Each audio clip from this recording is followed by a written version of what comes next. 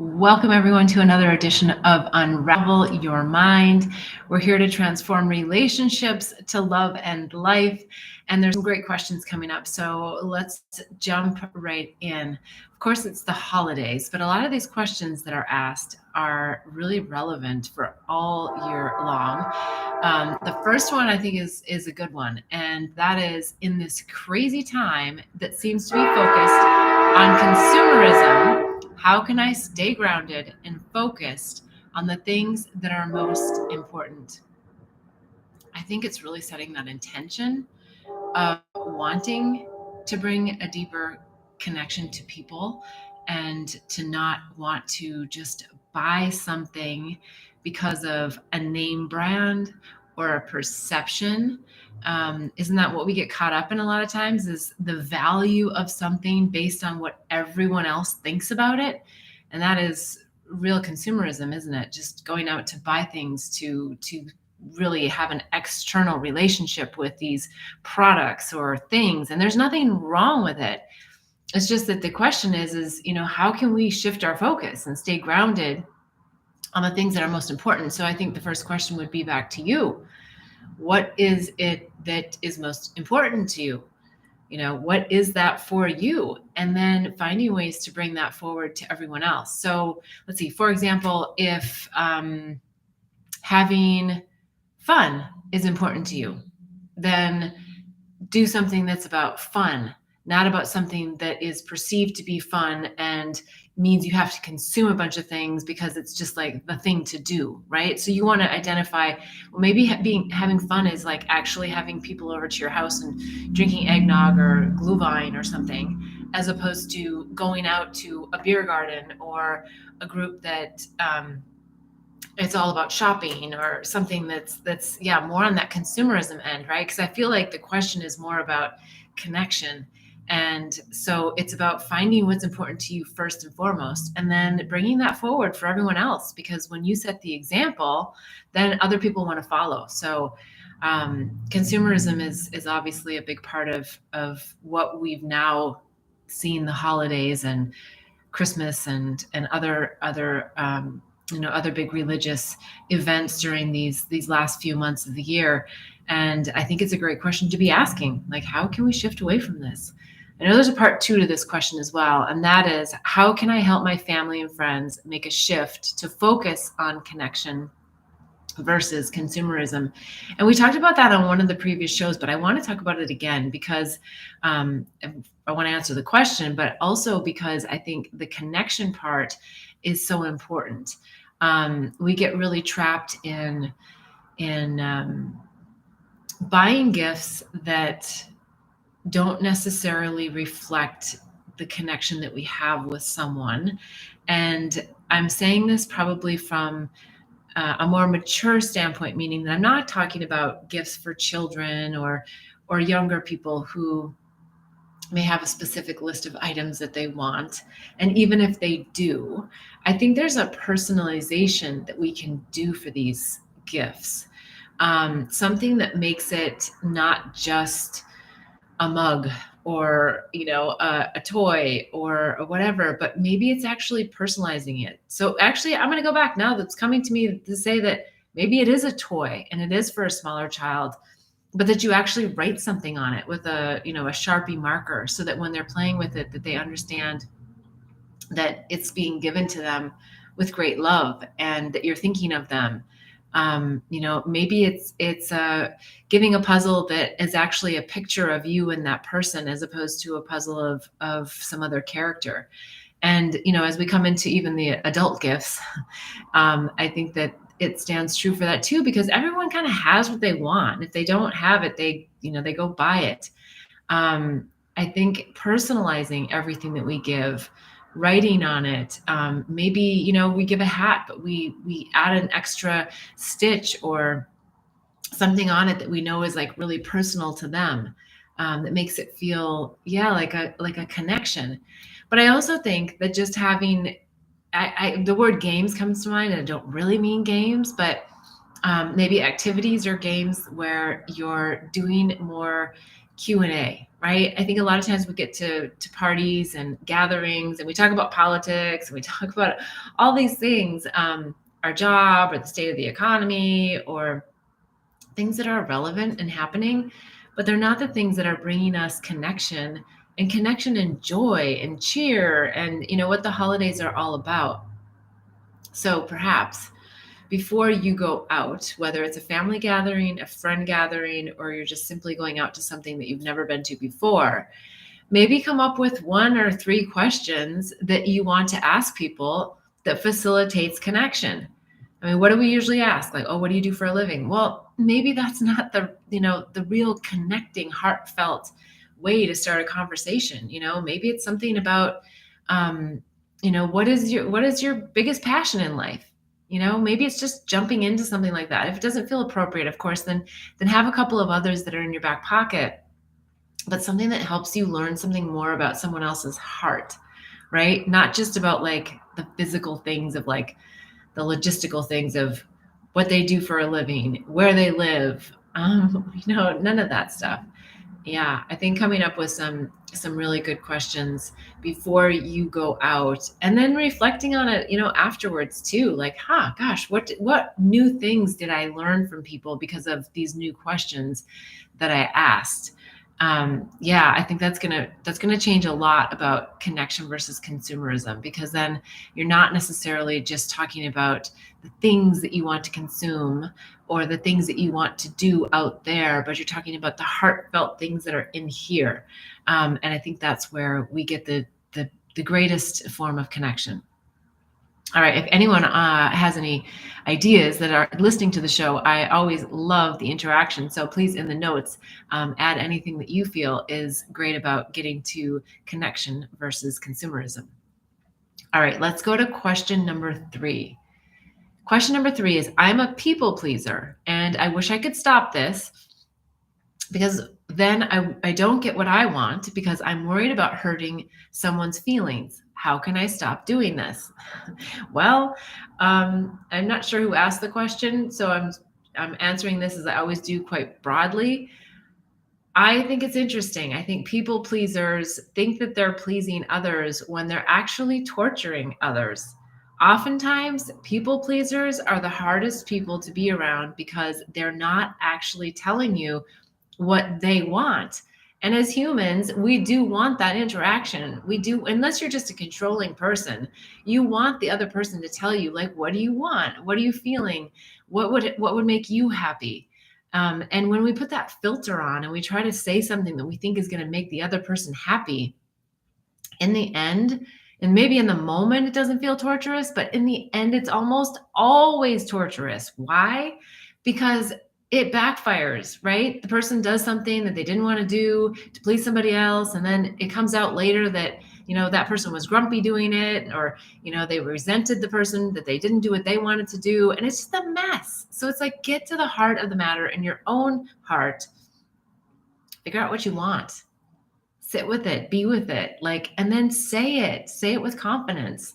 Oh gosh, this is what I would love to do. And what are you thinking? Right? So it's that communication that's so important, and it's how you say it as well. So the person that thinks that they're the people pleaser, I think the way that you go about saying these things is also really important. And that's probably one of the reasons why you think you've become more of a people pleaser. But if you really think about how you can say it differently that won't hurt someone when you actually say what you want, right? So it's not about like getting what you want. It's about sharing what you want, sharing how you feel, sharing, what would make you happy, and finding out what would make the other person happy, and then coming to a place that's maybe somewhere in the middle, or maybe it's like, okay, hey, yeah, let's do your idea today and we can do my idea tomorrow, or it's about that. So just please know, if you do feel like you're a people pleaser, unfortunately, I'm here to tell you that chances are you're actually a torturer, and I know you don't mean to. So just feel into that, because it's really a really important discernment for you to have, to be able to speak your truth and to say what it is that you're thinking and feeling. It's always better for the people that you're involved with in the end, I promise you. And if you're not with people that you can tell how you actually think or feel, it's a big red flag that perhaps you need to think about new people to be with in your life, because you're probably not hanging out with the people that are really there for your best interest. So, note to self, if you're feeling that uncomfortable, if it's not something within you, then it's probably something that is within them that you just really don't need to be around. All right, let's go to the next question. Number 4. I went out for an evening with a friend. She left early to meet an old boyfriend, which was unexpected as I thought we'd planned to be out all night together.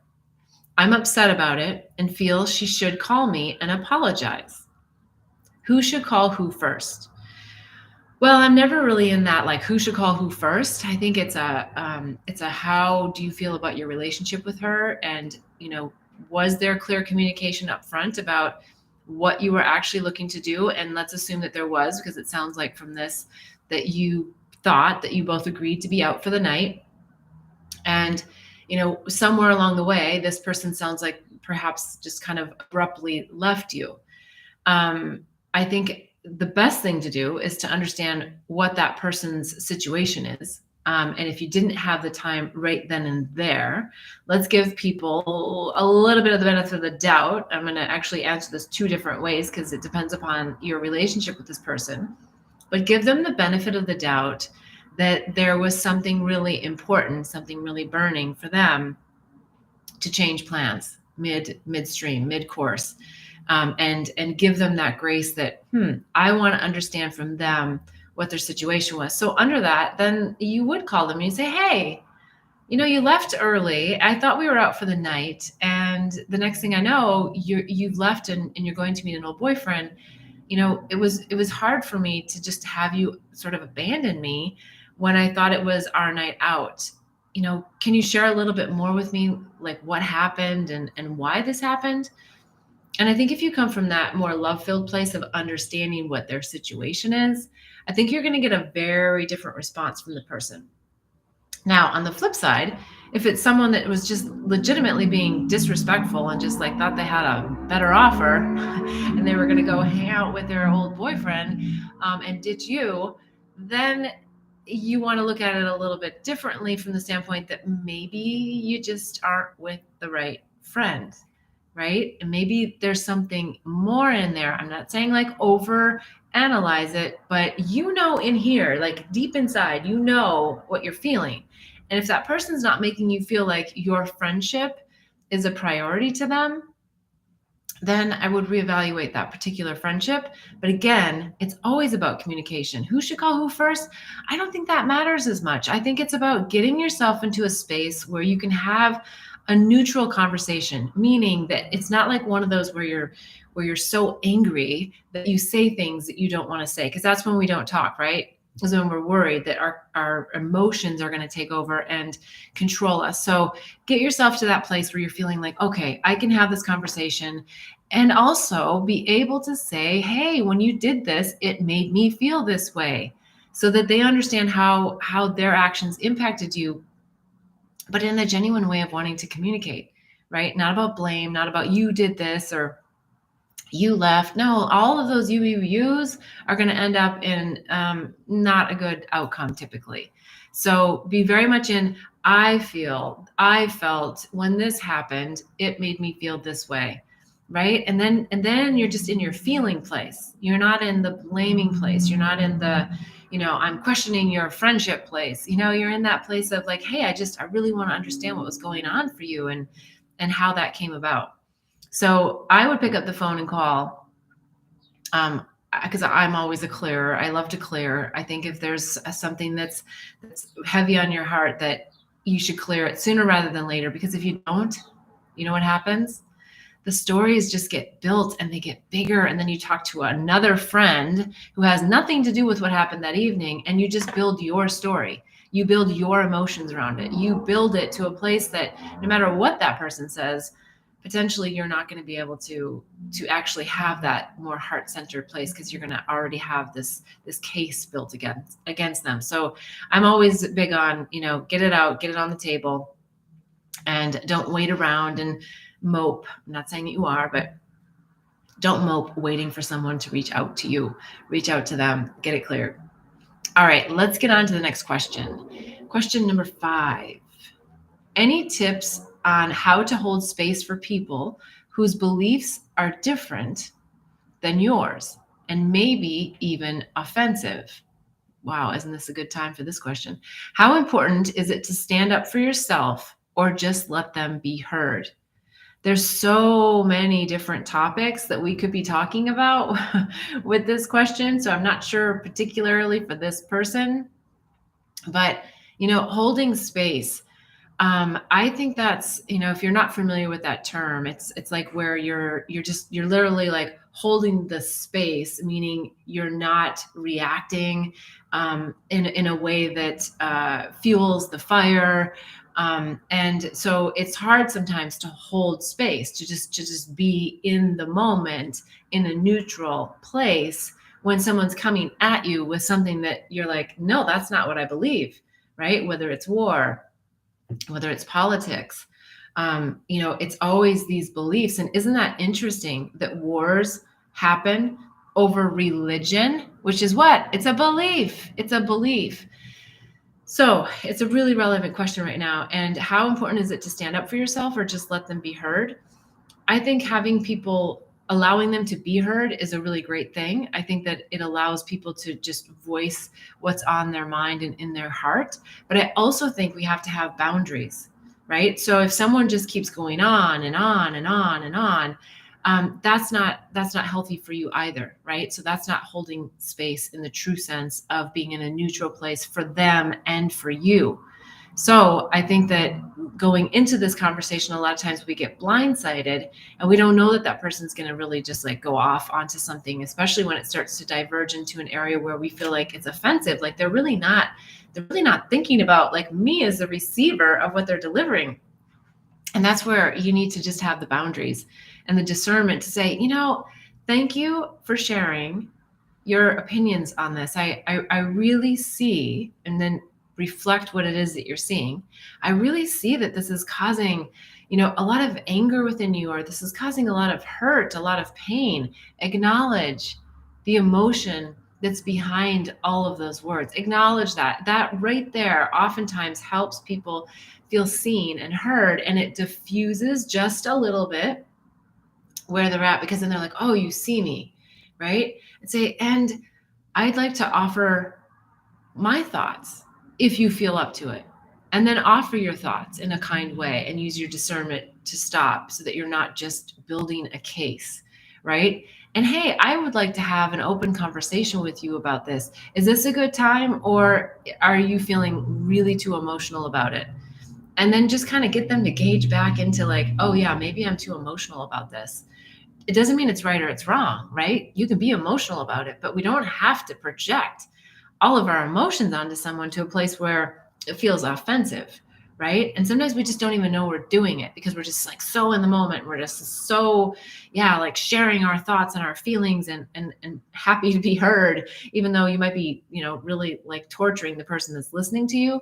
So I would just, keep your eyes and ears open to be able to validate, hey, gosh, I see this really, really makes you feel, and then fill in the blank, whatever it is you're observing for them.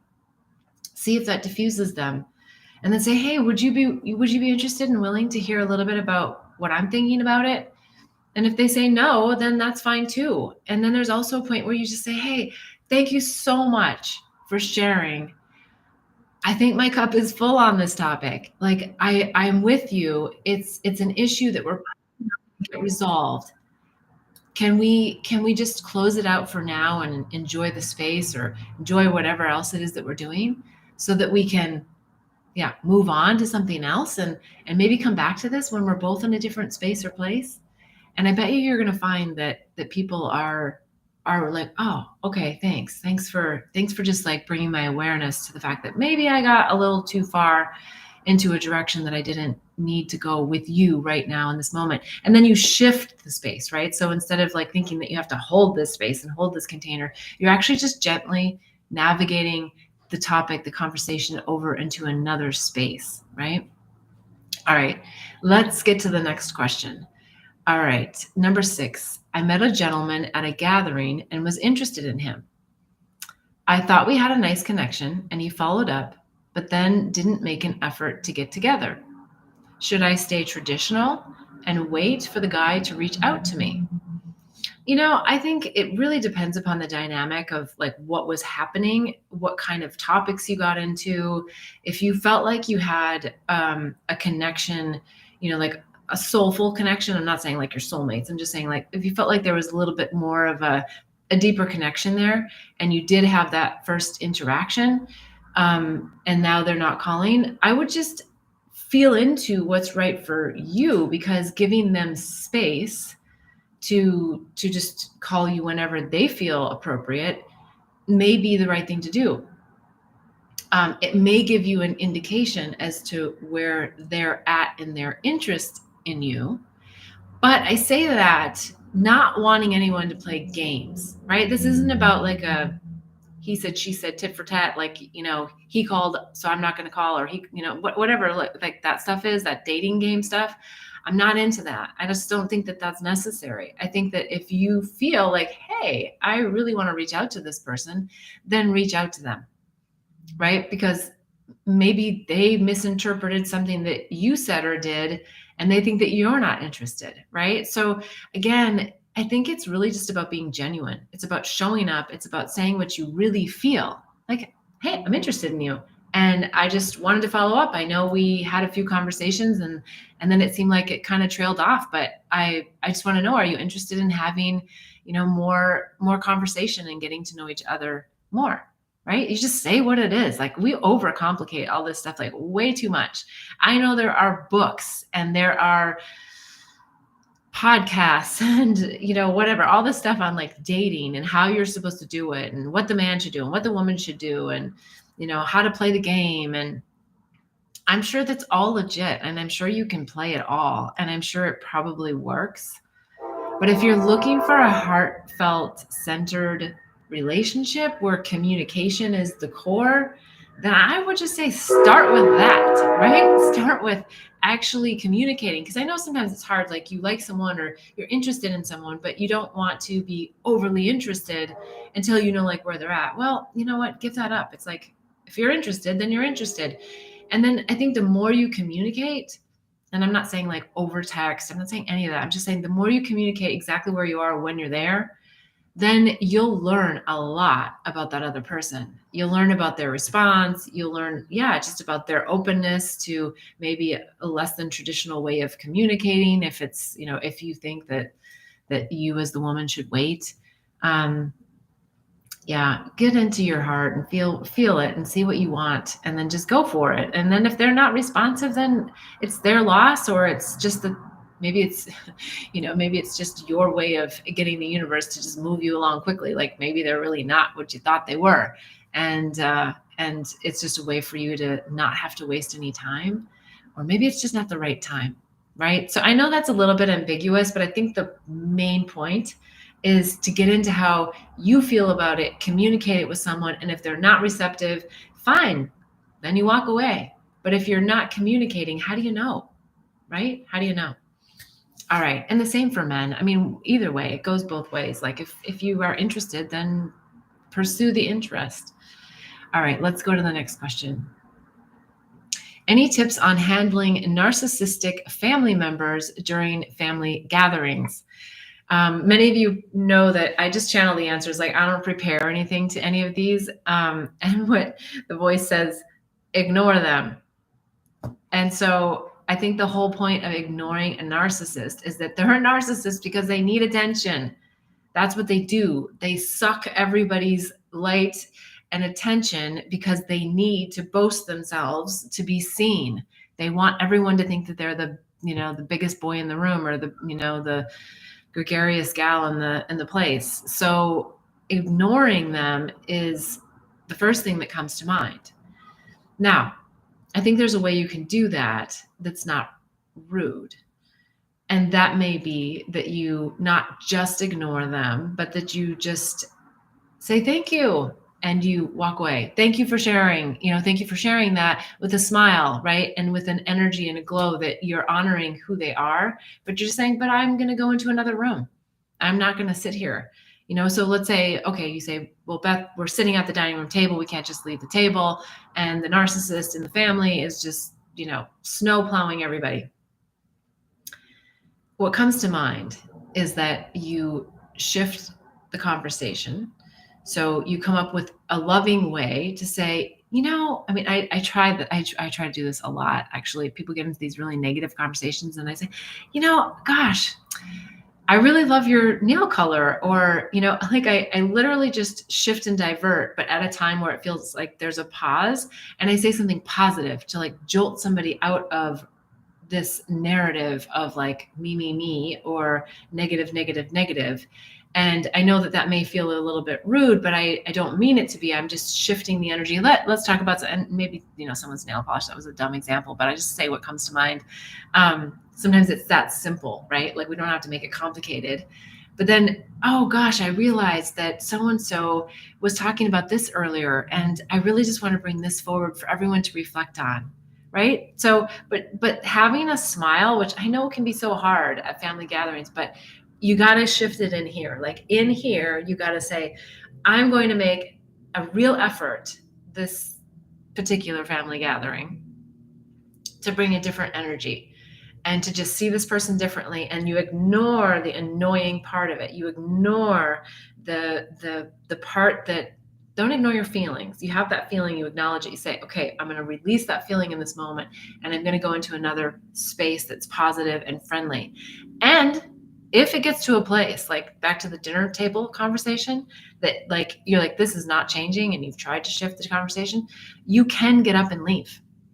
Right? I mean, use your real discernment, feel into this, but you can literally just say, this has been beautiful. I so appreciate my time with all of you, but right now I'm not feeling like I really want to be part of this conversation because I've tried to shift it. I'm just making it up, but whatever is actually happening for you.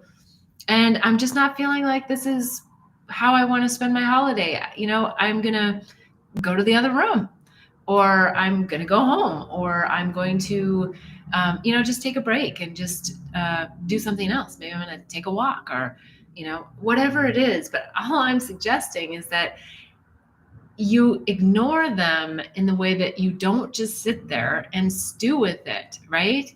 And you definitely don't walk out of the room and then just go complain to somebody else in your family. Like, what does that do?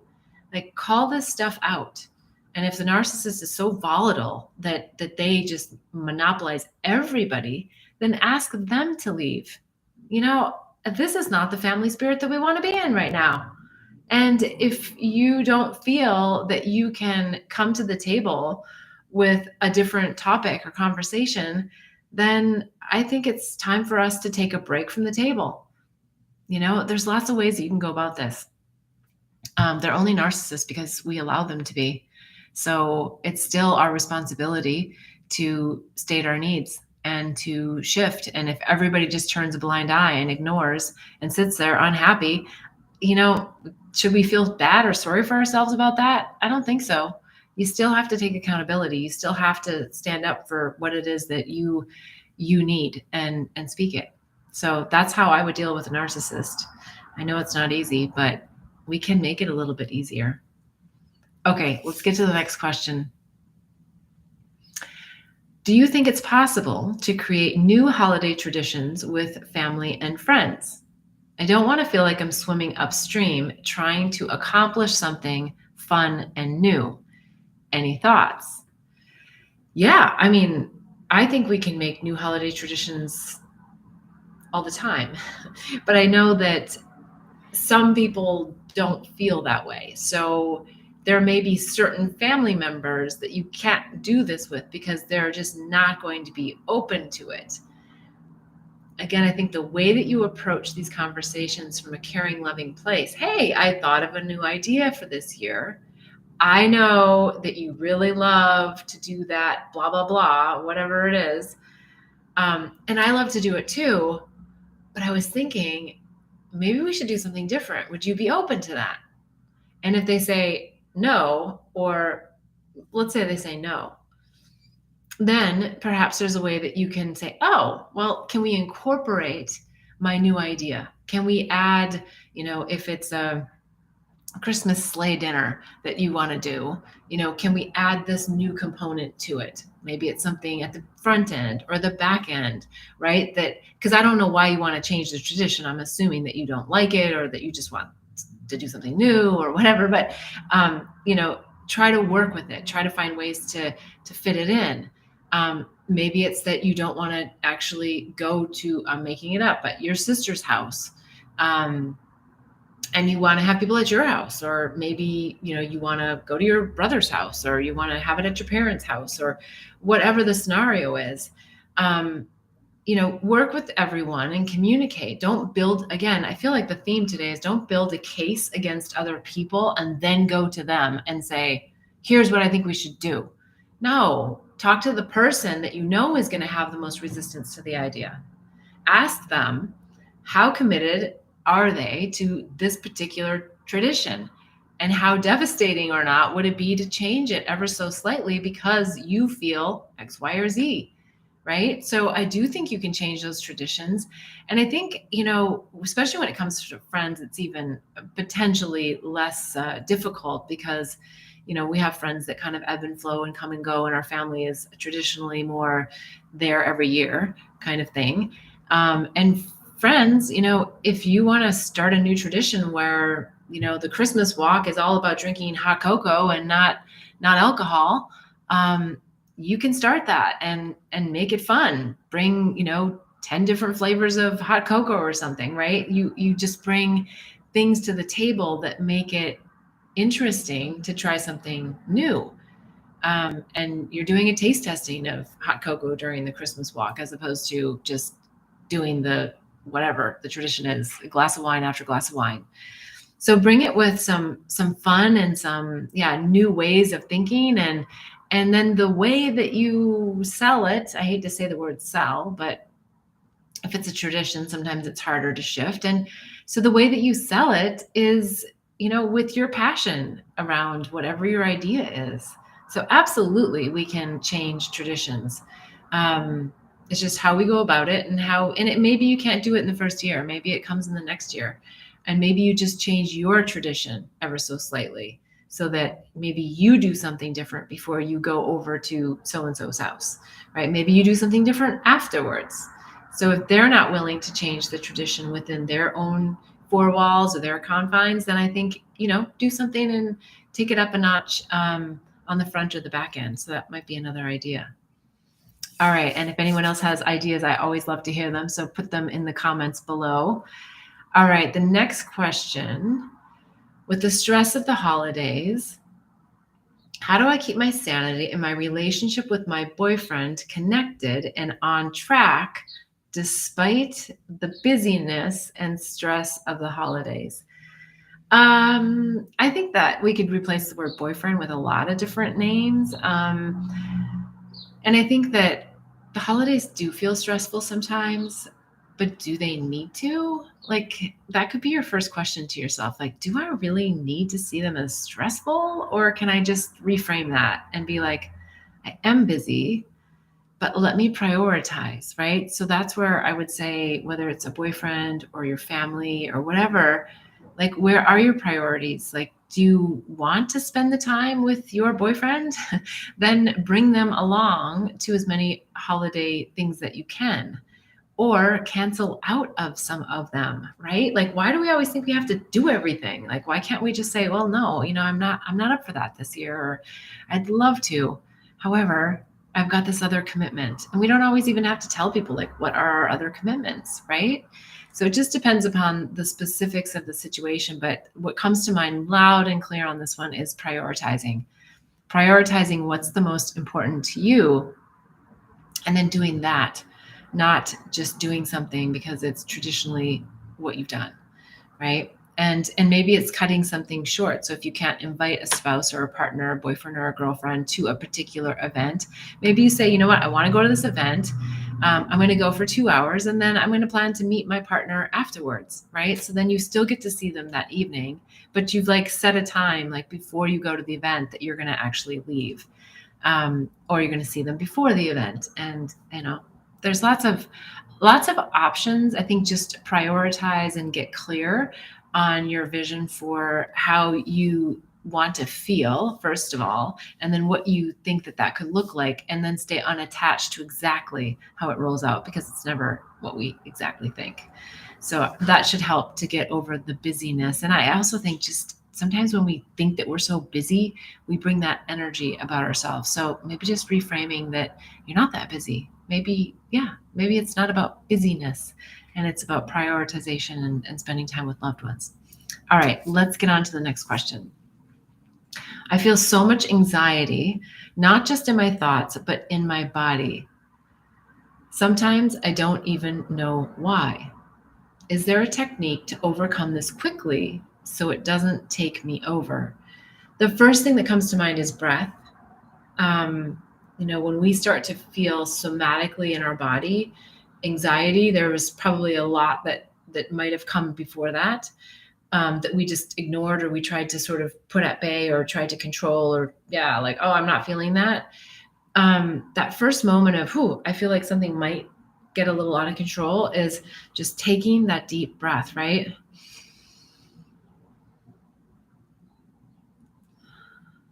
And just pausing. And the power in the pause is palatable. I just made that up.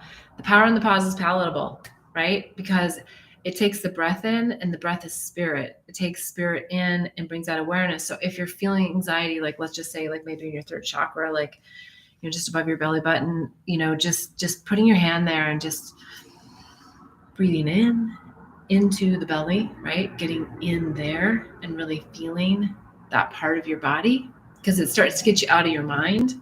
And if you're feeling the anxiety there, just ask it, like, what is this? Breathe. What is this? And then not get so into the narrative about it. Is it time for this to release? Can we release this? Show me how to release this. It's that kind of thing. It's like just really, really feeling into it. All right. I want to take a moment because I see some comments coming in here. For me, it's harder to practice the shift with family and friends because history lets me predict the likely negative pattern, and I know I will have to deal with them again later. I already anticipate the reaction and hesitate to suggest new things or share news. And yes, I feel already anxious. So thank you for the tips. Today's questions are so relevant to my life. Well, thank you for tuning in. And I think, families do cause us stress. But here's the beauty in families that causes stress. There's a lesson in there. There's a lesson in there for us. There's something about ourselves that we're wanting to learn, something we're wanting to release, something we're wanting to shift within ourselves, right?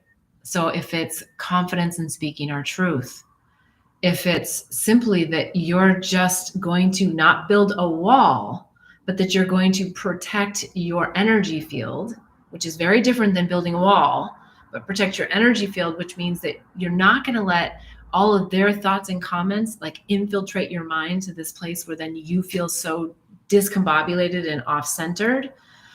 And be ready when you do start to speak your truth, if that's for you, that you are going to get a different reaction from your family because they're not used to you speaking your truth. And there's going to be also some bravery there and some courage that needs to come in, because they're probably going to challenge you a little bit more. Maybe their characteristic is going to get a little bit stronger.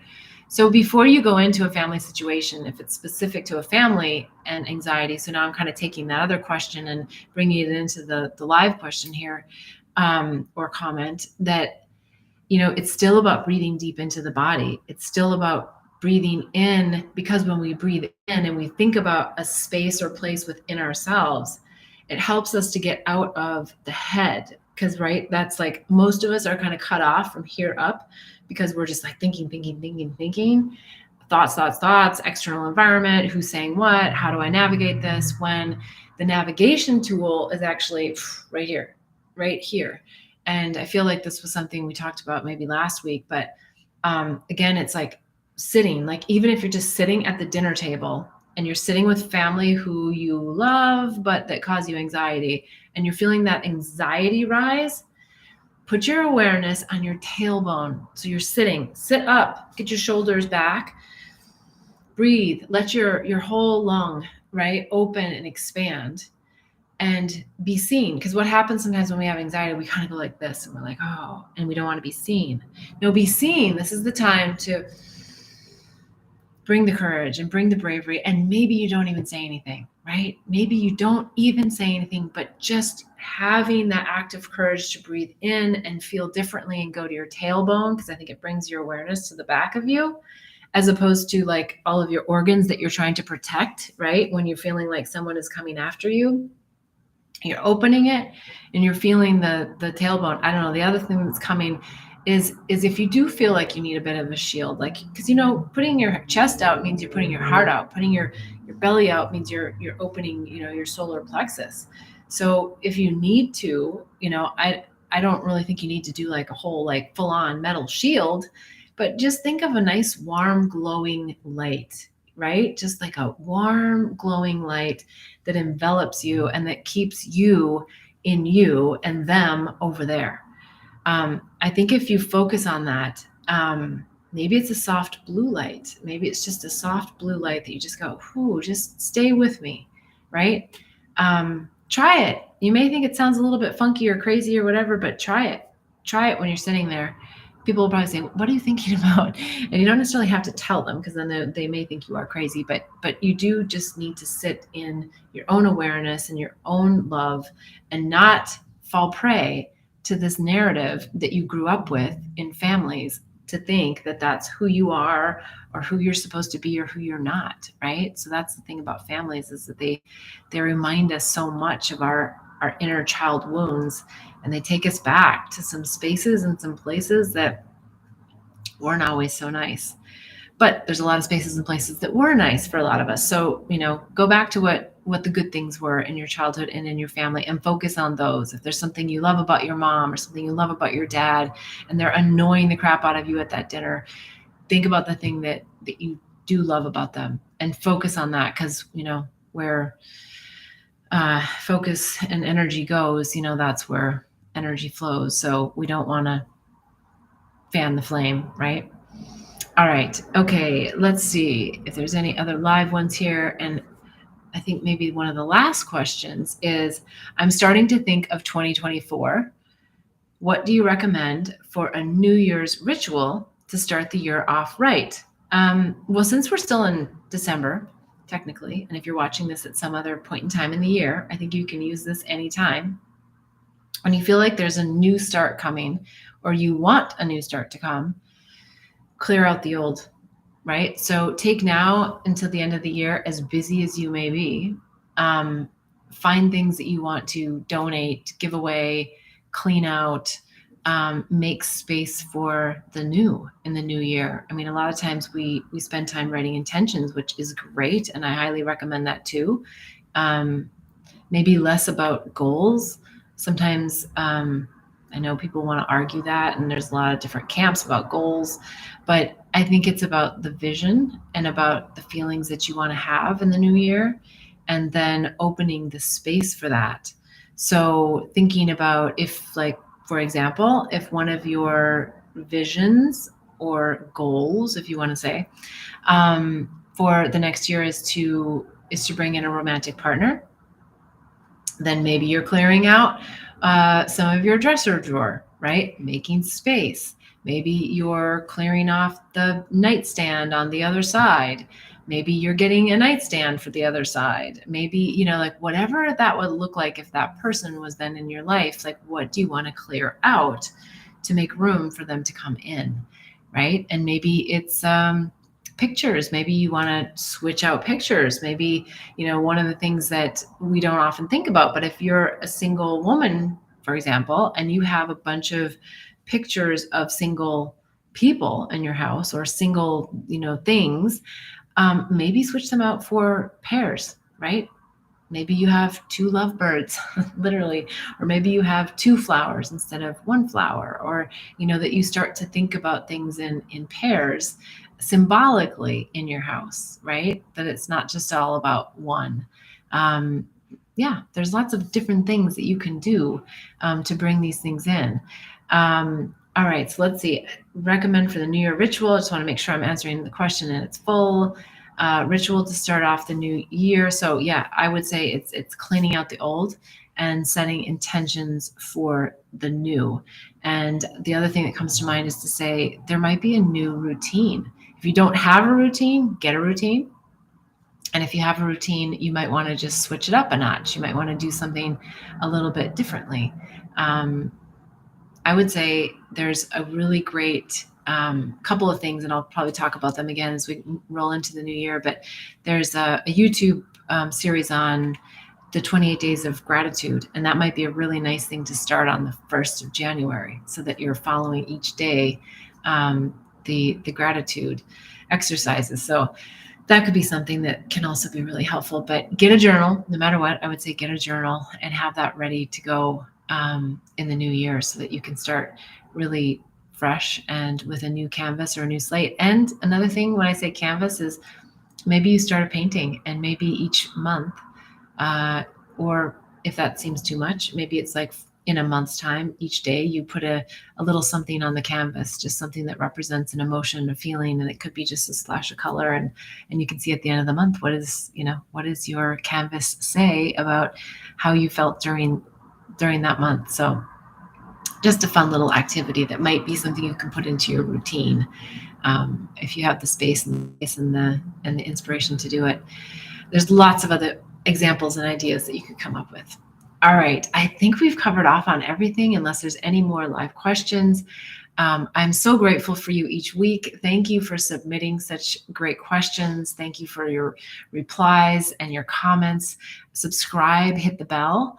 And if you've liked anything about this video, please give us a like, because it helps us in the algorithms, and it helps other people and more people to be able to see the great wisdom from all the wonderful questions that you're asking. So thank you so much. I look forward to seeing you next week at 11:11 on Sundays on Pacific time.